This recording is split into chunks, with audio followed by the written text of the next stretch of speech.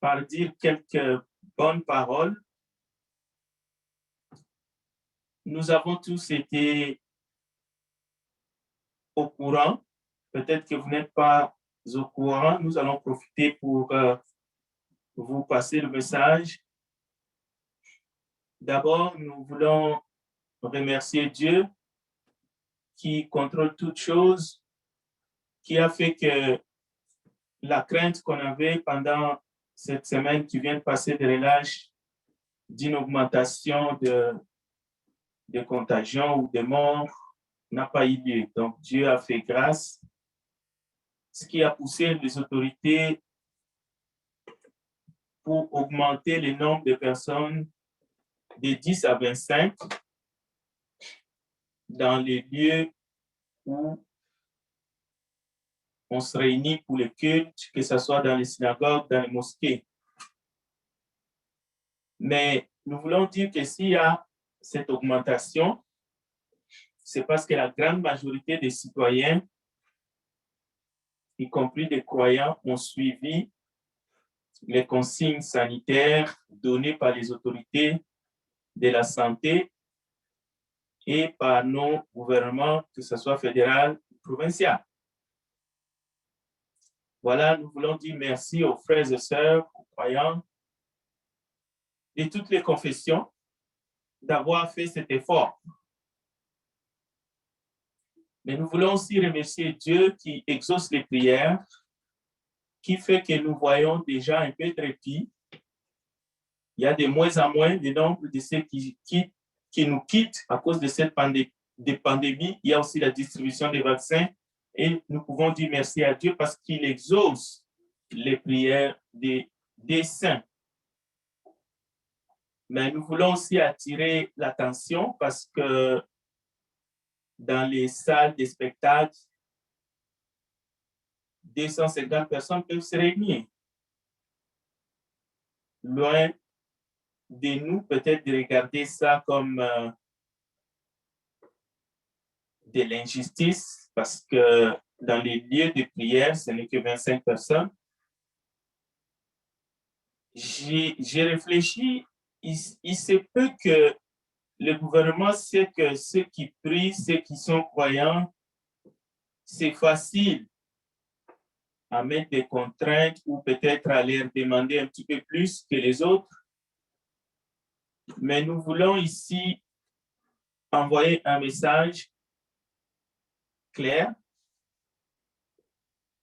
que ceux qui vont dans les salles de spectacle ne sont pas tous des athées et ne sont pas tous des gens qui ne sont pas croyants ou qui n'ont pas la foi.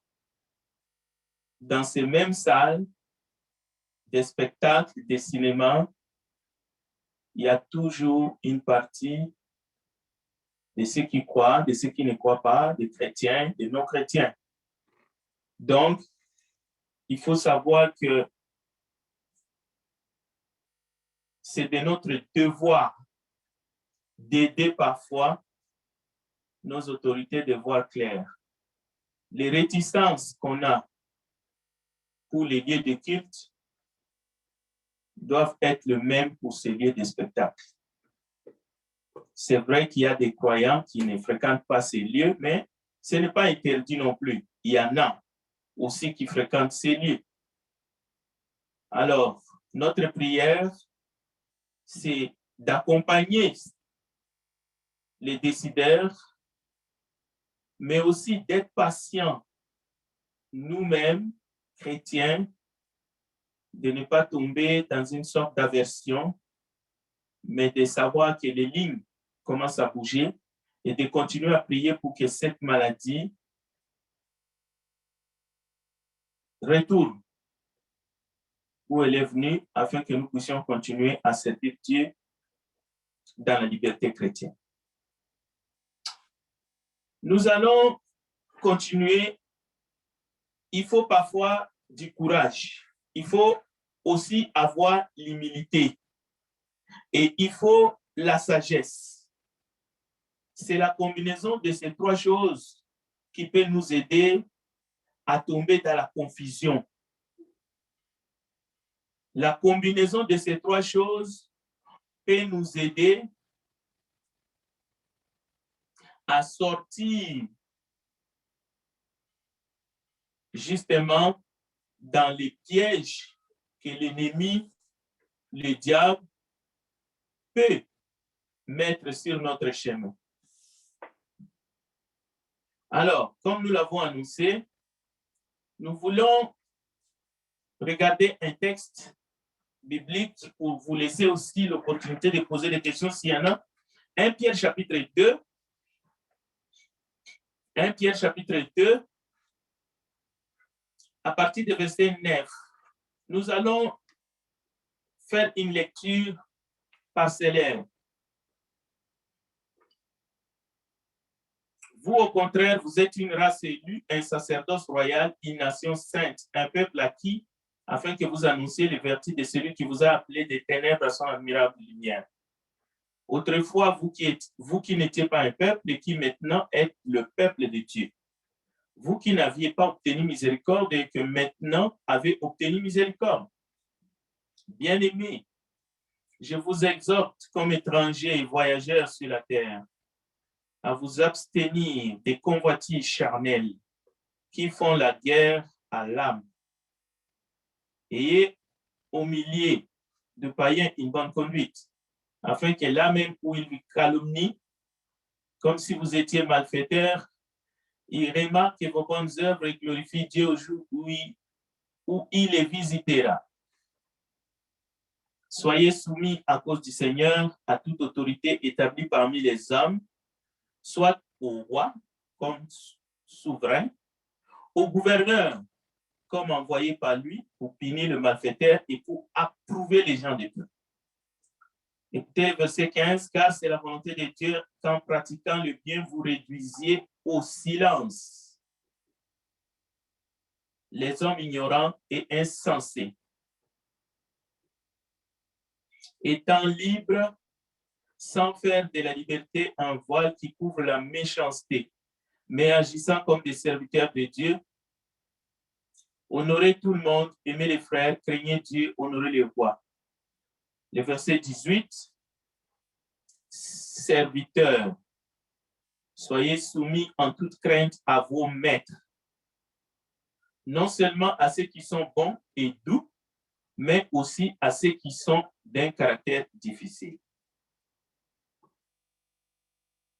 Car c'est une grâce que de supporter des afflictions par motif de conscience envers Dieu quand on souffre injustement.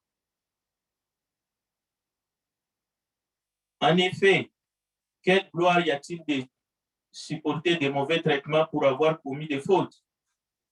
Mais si vous supportez la souffrance lorsque vous faites ce qui est bien, c'est une grâce devant Dieu. Et c'est à cela que vous avez été appelés, parce que Christ aussi a souffert pour vous, vous laissant un exemple afin que vous suiviez ses traces.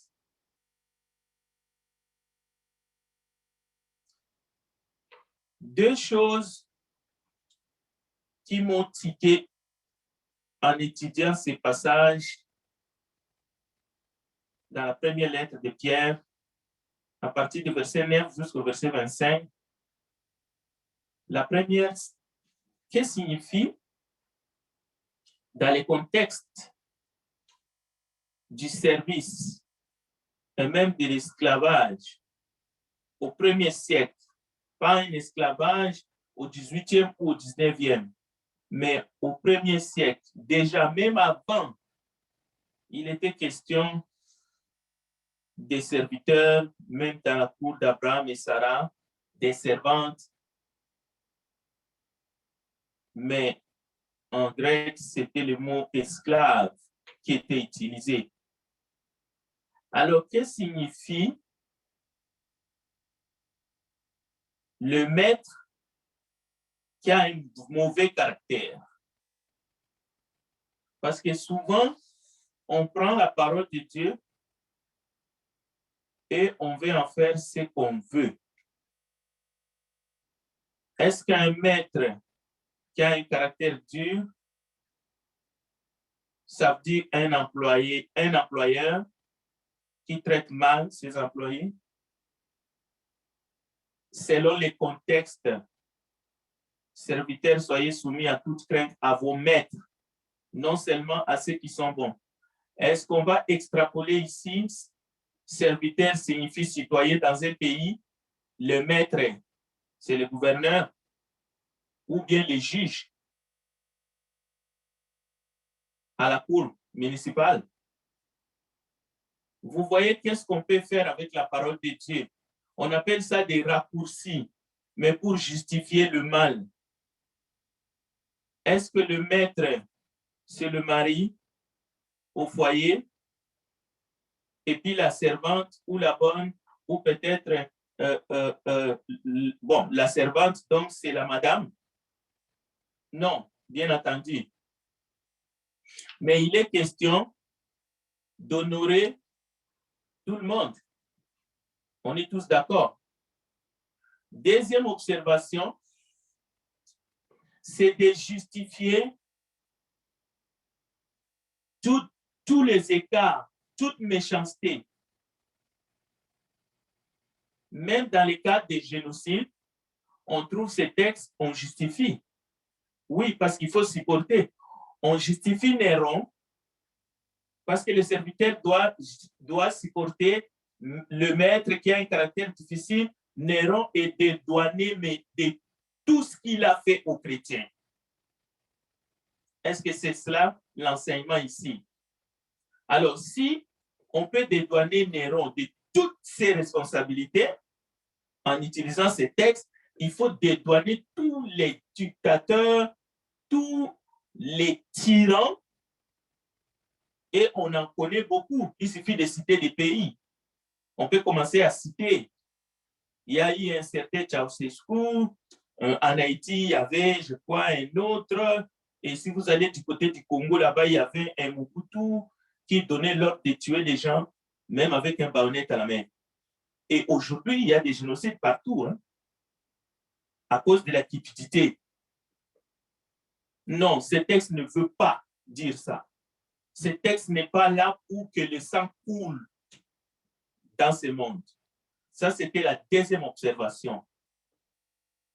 Et puis, la dernière, le fait de supporter les souffrances injustes, est-ce que cela fait des chrétiens de chair à canon, c'est-à-dire des gens qui sont animés d'un esprit suicidaire?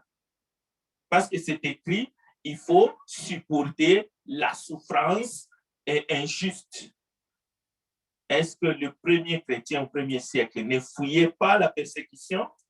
La Bible nous dit, ils ont tous fui Jérusalem, sauf les apôtres. Donc, ça, ce sont les quelques observations pour montrer comment est-ce que les gens qui ne sont pas animés par l'Esprit de Dieu, au fait, peuvent tenter d'utiliser la parole de Dieu, mais ils ne sont pas croyants au fait. Ils veulent arriver à leur objectif, qui est de tuer, de massacrer, de mater, de fermer la bouche des gens, de faire toutes sortes du mal, et ils trouvent par-ci, par-là un texte qui essaie de leur mettre à l'aise.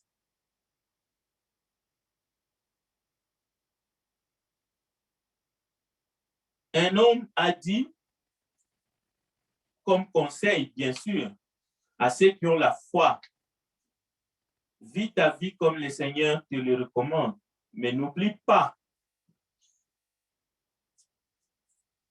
les jours où tu seras couché dans la mort, seul, et personne ne sera à tes côtés. N'oublie pas. Et l'épître d'Égypte nous renseigne beaucoup sur le désordre dans ce monde, mais aussi parmi les enfants de Dieu. Il n'y a qu'un seul chapitre. Par exemple, il s'est glissé parmi vous certains hommes dont la condamnation est écrite depuis longtemps, des impies qui changent la grâce de notre Dieu en dissolution et qui réunissent notre seul Maître et Seigneur Jésus-Christ.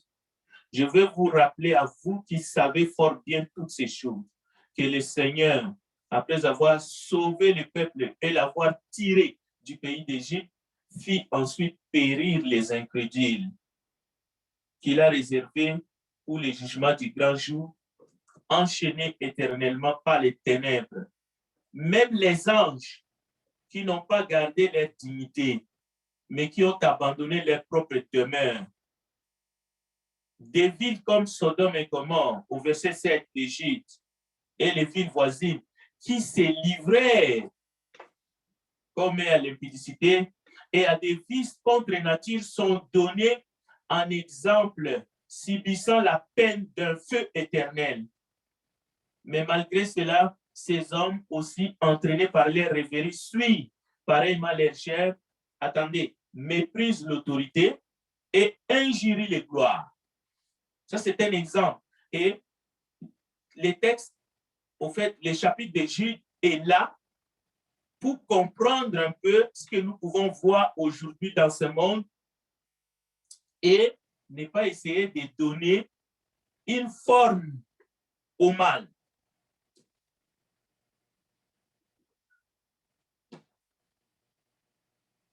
Savons-nous pourquoi Dieu a créé l'être humain?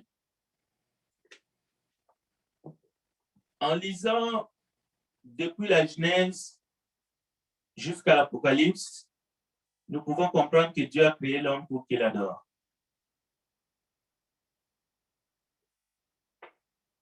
Mais aujourd'hui, la confusion règne dans ce monde. Bien qu'on y trouve des croyants, des gens qui ont abandonné le monde, au fait, qui ont abandonné l'esprit du monde pour abandonner leur vie à Christ, mais le monde entier est dans la confusion et c'est seulement ceux qui persévèrent dans les enseignements des apôtres, dans la communion fraternelle, dans la fraction du pain, dans les prières, jusqu'à la fin, la Bible dit, seront sauvés. Il y a des enseignements simples dans la Bible, comme il y a deux portes, une large, l'autre étroite. Il y a deux chemins, le spacieux et le chemin étroit. Mais où sont beaucoup plus du monde? Où est-ce que les gens passent? Par la porte étroite ou par la porte spacieuse? Où sont la multitude? Est-ce sur le chemin resserré ou sur le chemin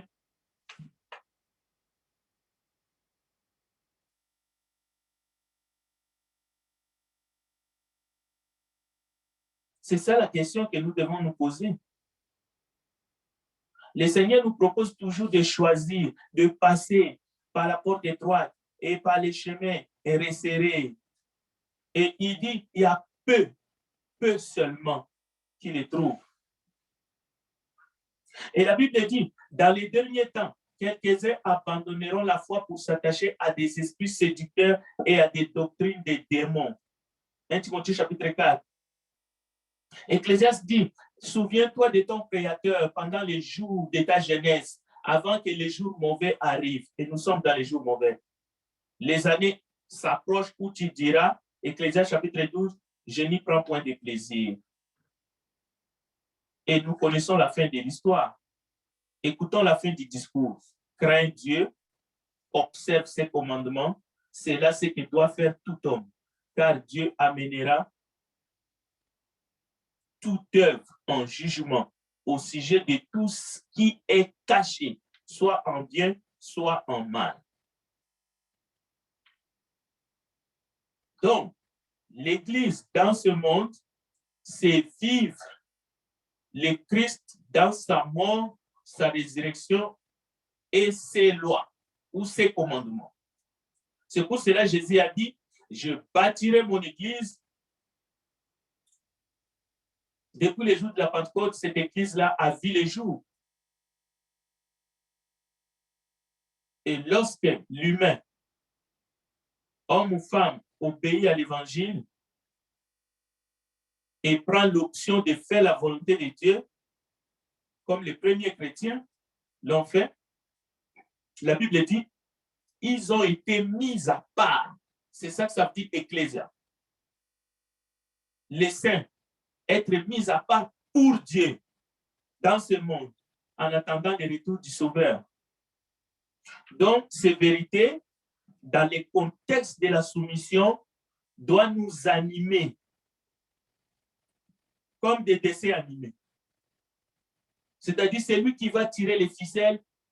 Une fois que nous sommes mis à part pour Dieu, c'est l'Esprit de Dieu qui va nous animer. Parce que c'est lui qui produit en nous les vouloir et les faire. Et ce n'est jamais le contraire. Ce n'est plus le monde, ce n'est plus nous-mêmes. Ce n'est plus nos propres stratégies, mais c'est maintenant la parole de Dieu.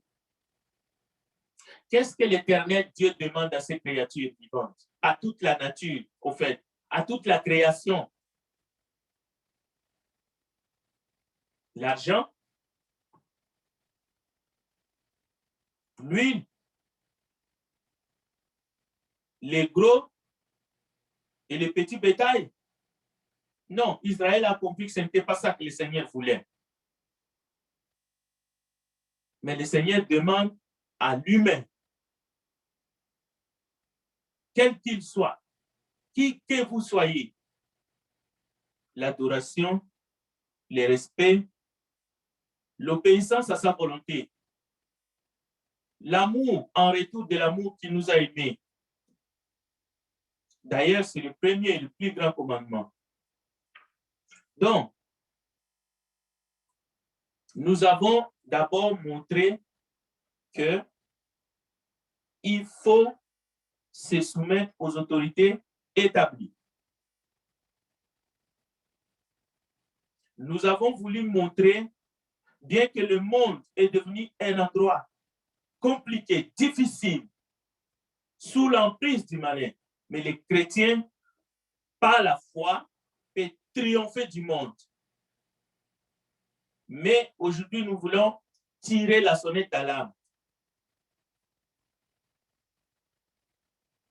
Romains chapitre 1, verset 19 à 22. Écoutez, ce qu'on peut connaître de Dieu est manifeste pour tout le monde. Mais dans les textes, c'est écrit pour eux. On peut se demander les eux. Qui sont-ils les eux? Parce que la lettre est adressée aux chrétiens. Mais on est en train de montrer aux chrétiens le monde. Le monde, son gouvernement, ses priorités, ses autorités, son système. Ce qu'on peut connaître de Dieu est manifeste pour eux. Dieu le leur ayant fait connaître. Et quiconque qui attend la parole de Dieu et les prend à la légère ou les rejette. Verset 20. En effet, les perfections invisibles de Dieu, sa puissance éternelle et sa divinité se voient comme à l'œil. Depuis la création du monde, quand on les considère dans ses ouvrages, ils sont donc inexcusables. Puisque, ayant connu Dieu, ils ne l'ont point glorifié comme Dieu et ne lui ont point rendu grâce, mais ils se sont égarés dans leurs pensées. Et leur cœur sans intelligence a été plongé dans les ténèbres. Écoutez le verset 22. Se vantant d'être sages, ils sont devenus fous. Pourquoi? Parce qu'ils ont changé la gloire de Dieu incorruptible en image représentant l'homme corruptible, des oiseaux quadrupèdes et des reptiles. Pour ceux qui sont capables de faire des recherches, il vous suffit de jeter un coup d'œil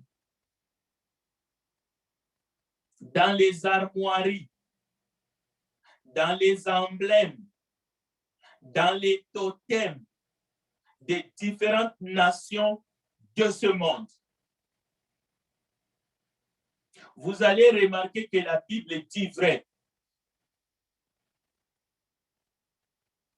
Je répète, dans les emblèmes, dans les symboles, dans les totems, dans les armoiries de plusieurs pays sur la terre, vous verrez dans plusieurs cas, sinon dans 9 sur 10, un animal, un oiseau, une feuille, ainsi de suite. Toutes ces choses sont mises en évidence et ça a un sens, même symbolique. D'ailleurs, c'est dans le symbolisme que la spiritualité, mais la mauvaise, se cache, s'exprime. Et même dans la Bible, les paroles de Dieu, les livres d'Apocalypse est là. L'Apocalypse des Jean. Comment est-ce que Dieu a choisi pour nous expliquer des choses? Quel est le langage? C'est le symbolisme. Donc, la Bible est aussi pleine de symbolisme, mais dans le bon sens. Mais ici, c'est dans le cadre d'une adoration qui est mauvaise, qui est fausse, les fausses croyances. Parce que dans la fausse croyance, on rejette le Dieu créateur. Parce que quand nous lisons l'Apocalypse des Jean, nous ne rejetons pas le Dieu vivant. Nous ne rejetons pas l'alpha et l'oméga, les tout-puissants. Donc, j'ai fait comme une petite pause. Je me suis dit, il faut que j'aille voir qu'est-ce que les sages du monde disent sur les autorités dans le monde, sur la politique du monde. Et je ne veux pas perdre beaucoup de temps là-dessus, mais quand même, je veux vous lire quelques remarques importantes.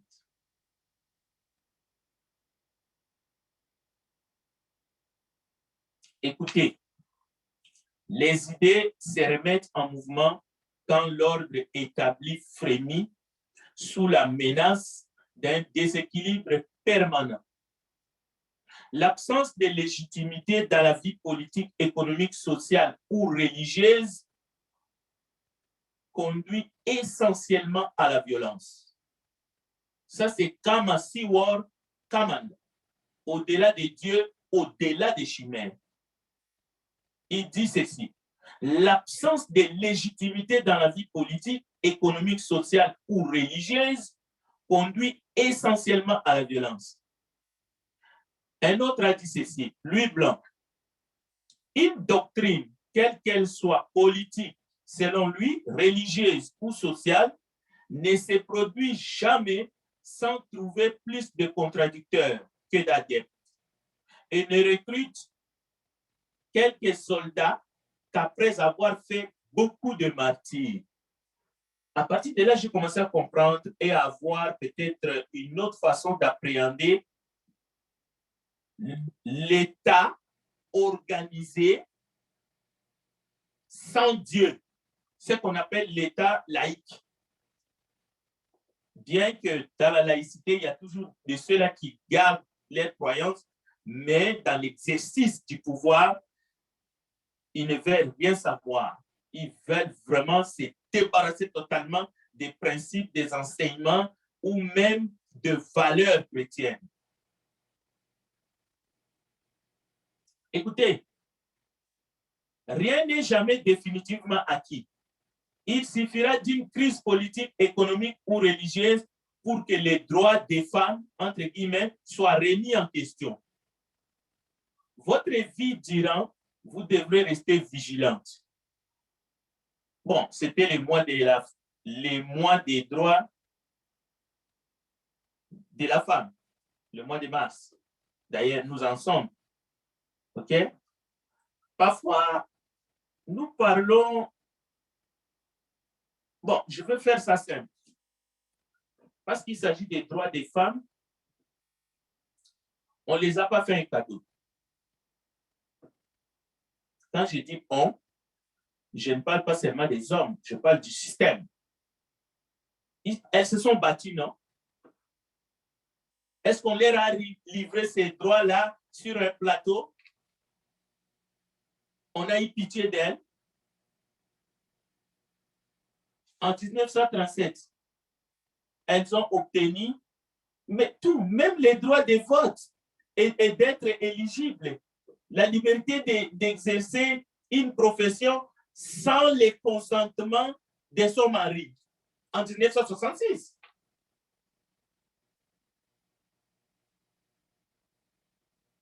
Donc, tout.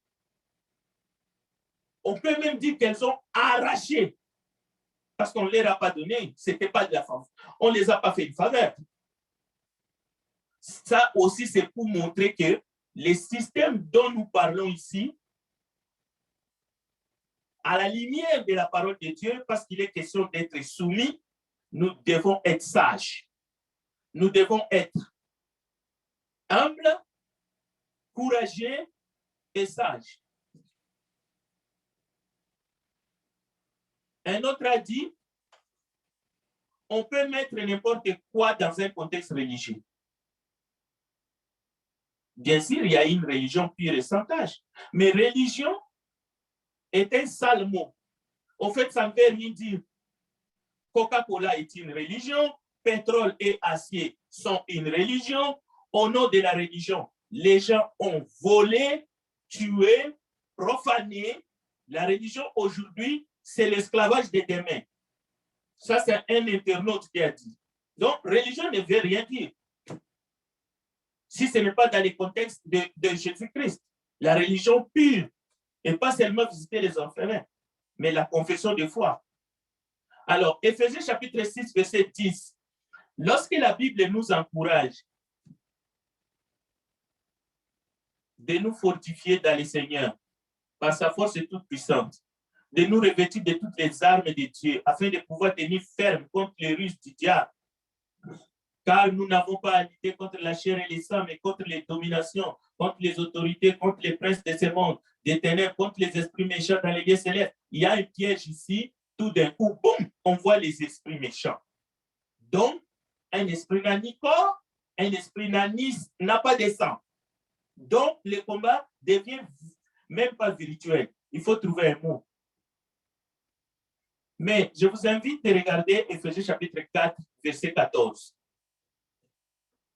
Afin que nous ne soyons plus des enfants flottants et emportés à tout vent de doctrine, par la tromperie des hommes et par les ruses, par les moyens de séduction. Donc, il est question des hommes ici. Maintenant, qui sont ces hommes? Parce que l'ennemi peut vous embrouiller dans Éphésiens 6 pour vous dire, nous n'avons pas à lutter contre les sangs et contre la chair. Donc, il faut être amnésique dans ce monde. Bon, maintenant, dans Éphésiens 4:4, par la tromperie des hommes, les hommes aussi n'ont ni chair, ni sang.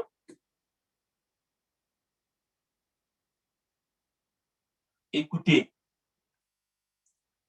au verset 13 d'Éphésiens 6, prenez toutes les armes de Dieu afin de pouvoir résister dans les mauvais jours. Nous sommes dans les mauvais jours. Et tenir ferme après avoir tout surmonté. Soumettez-vous donc à Dieu, résistez au diable et il fuira loin de vous. Je vais terminer par 3 citations. Je vais vous laisser le temps de poser des questions pendant les 15 minutes qui vont suivre. À moins le cas, on s'arrête. J'ai deux bonnes minutes. Écoutez ce que Mao Tse-tung a dit. La politique est une guerre sans effusion de sang. Et la guerre, une politique sanglante. Ça, c'est Mao Tse-tung. Maintenant, Charles de Montalembert. Vous avez beau ne pas vous occuper de politique, la politique s'occupe de vous tout de même. C'est quelque chose qu'on a pris de Charles de Montalembert, mais qu'on le répète assez souvent en boucle. Mais continuons. Lui, blanc, voir. Ça doit être un français. Lui, blanc, voir.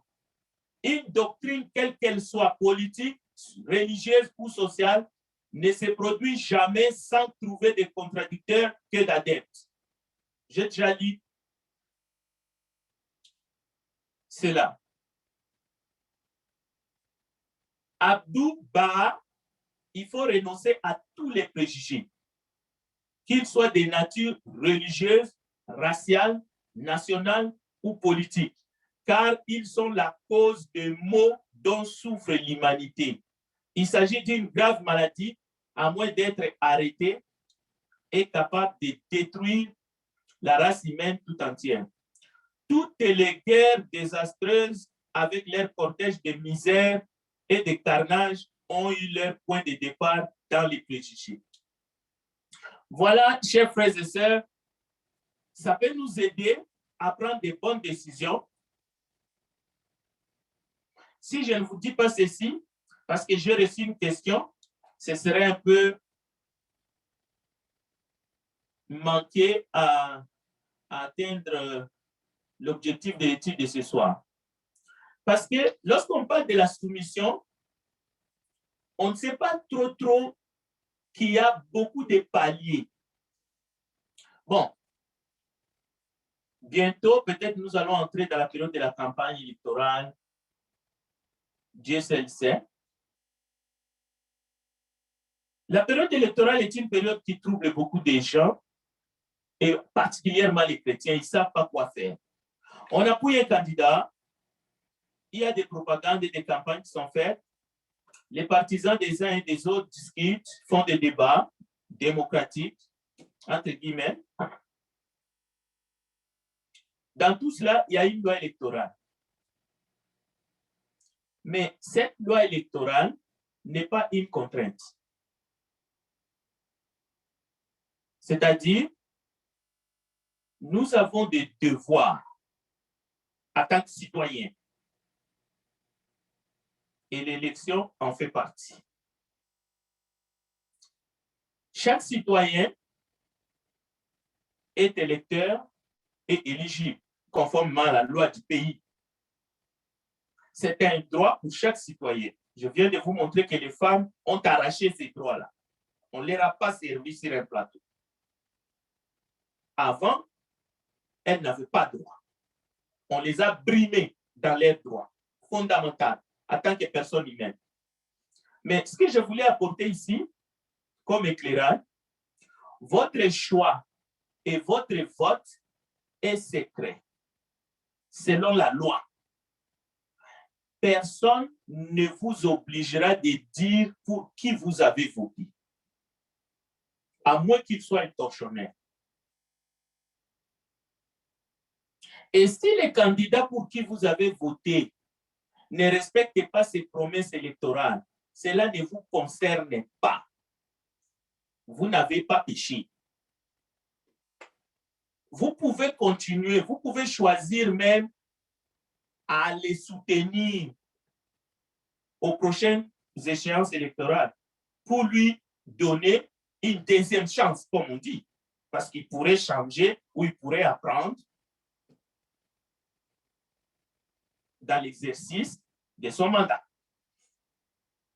Maintenant, pour choisir pour celui que vous allez voter, il y a plusieurs critères et vous êtes libre de choisir pour qui vous voulez voter.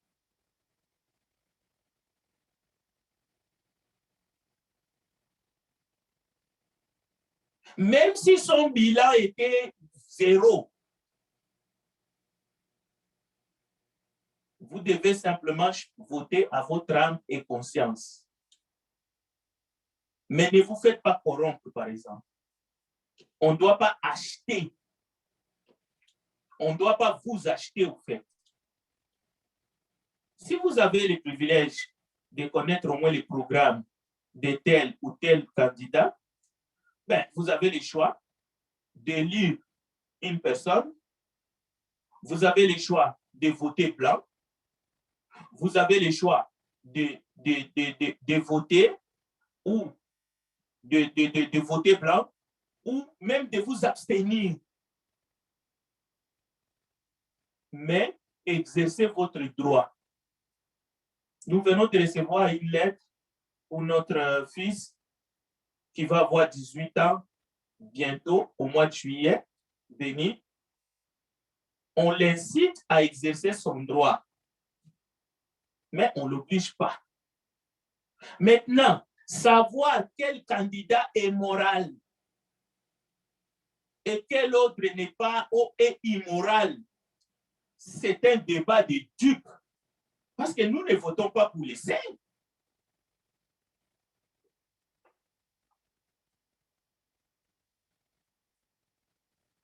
La prostituée devant Jésus en flagrant délit, Jésus a dit que celui qui est sans péché lui jette la première pierre. Non, l'élection, ce n'est pas une affaire de cet été. Votez pour les candidats de votre choix, que personne ne vous juge. Personne ne va juger votre choix. Autrement, il faut qu'on se juge pourquoi tu as choisi telle madame ou bien pourquoi tu as choisi tel homme comme époux ou comme épouse. Ça va aller jusque-là. On se marie par amour. On ne se marie pas parce que l'un est moral, immoral, et ainsi de suite. À combien plus forte raison pour les élections, c'est juste un choix pour qu'on puisse avoir des représentants. Maintenant, que ces gens livrent la marchandise ou non, ils rendront des comptes devant Dieu. Que Dieu vous bénisse. Je retourne la parole à notre frère Parico pour que nous passions à l'étape des questions. Merci, frère Frédéric.